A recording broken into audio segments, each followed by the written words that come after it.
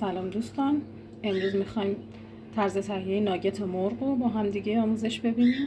ابتدا مواد لازم: سینه مرغ که 2 بار چرخ شده، نیم کیلو سیر رنده شده 1 قاشق مربا خوری، پیاز رنده شده ریز آب گرفته 1 عدد درشت، سس خردل داریم اینجا 2 قاشق غذاخوری،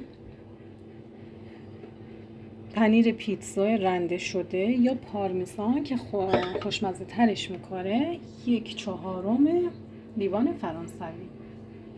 حالا میریم سراغ ادویه ها. ادویه هامون بهتره که ادویه خوبی تهیه بشه، اصل باشه.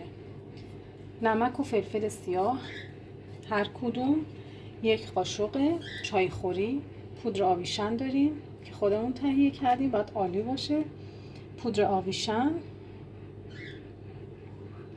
1 قاشق چایخوری، پاپریکا 1 قاشق چایخوری، پودر سیر و پیاز هر کدوم هم 1 قاشق چایخوری. این مواد آماده میکنیم و با هم دیگه درست کردن ناگت رو آموزش می‌دیم.